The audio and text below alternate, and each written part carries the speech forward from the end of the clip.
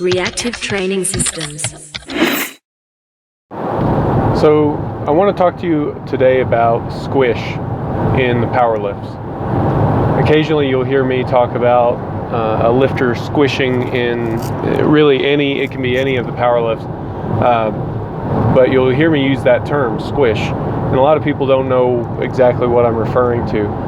And I suppose probably the easiest way to talk about it would be in the context of squatting, but we'll get to the other two as well.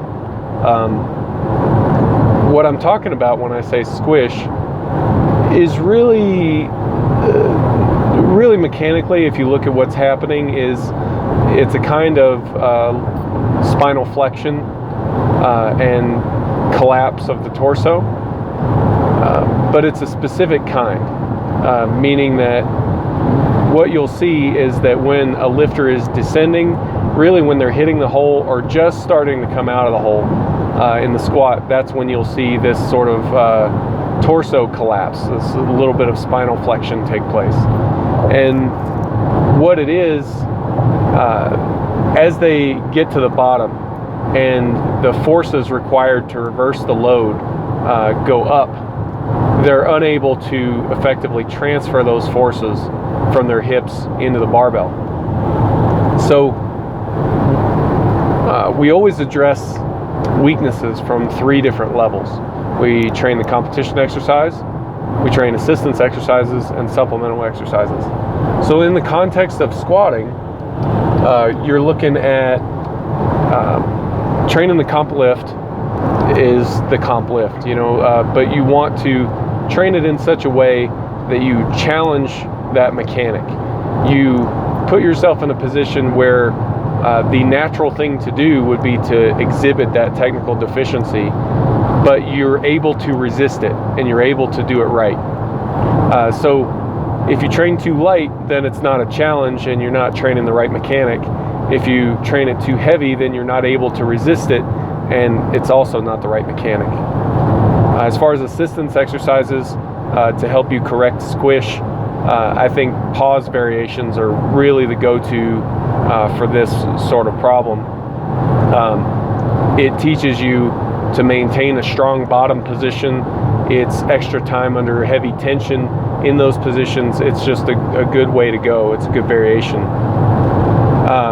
As far as supplemental lifts, you're typically going to want to train, at least for the squat, you're going to want to focus on the back musculature and find those things that are weak and train those in a muscular sense. Now, I've talked a lot before about the differences in exercise classification, so I don't feel a lot of need to go into too much detail there. I would rather spend our time talking about squish in the bench press and the deadlift. So if that's squish in the squat, squish in the bench is a similar concept, but obviously it's not going to be a function of spinal flexion or torso collapse because it's supported by the bench. What you see in the bench is basically the same sort of thing, though. The chest collapses. And the reason I call it squish and the reason it's identified similarly across all the power lifts is it looks like your body is squishing under the load. You see it in the squat. You see it also in the bench press. When they start to press the weight off the chest collapses a little bit. They're unable to maintain the position that they need to while they're pressing the weight. Prescription-wise, same sort of thing though. Competition lifts are, competition lifts. They need to be challenging, but not too challenging. Assistance lifts, also pause variations, again, work really well.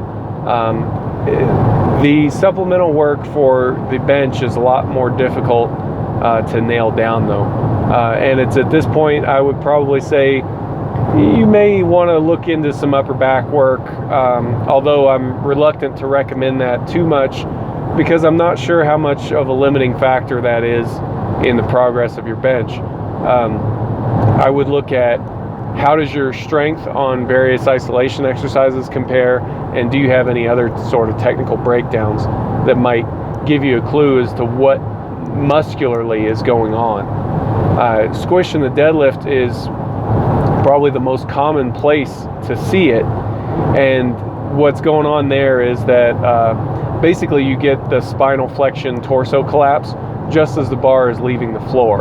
So since there's no eccentric component to the deadlift, that squishing happens right as the bar leaves the floor.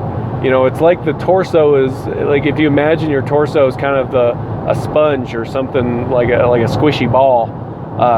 As you apply force to it, it squishes down, you know. If you see something like that, then that's what I'm talking about with squish. The mechanic specifically tends to be a spinal flexion mechanic, but the visual look of it is the same. And competition lift and assistance work is pretty much the same to address it for the deadlift as well. You can be a lot more specific about addressing spinal extensor strength or hip extension strength for the deadlift when it comes to supplemental exercises. Now, it's not obvious which one is the most often, is specifically the culprit most often. So whether your low back is weak or whether your hip extensors are weak is not obvious just from squish by itself. It could be that your lower back is not strong enough to maintain the proper position, or it could be that you are rounding your lower back because your hips aren't strong enough to move the weight. So by rounding your lower back, it allows you to place your hips a little bit closer to the bar, and that's a more advantageous leverage position for your hips.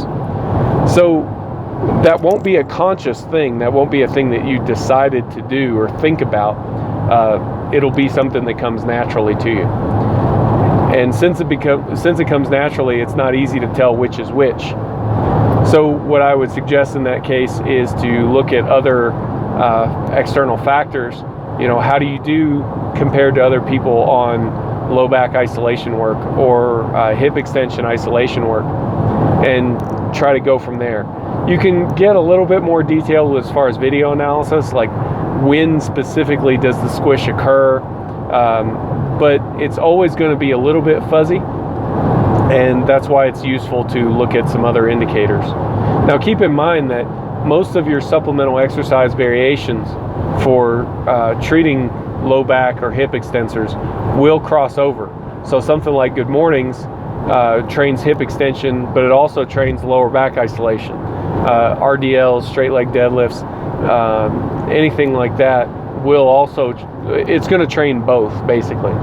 So it's not absolutely critical that you identify the weak muscle group, but just that you've generally identified that you're squishing, and you can solve it using those tools. Reactive training systems.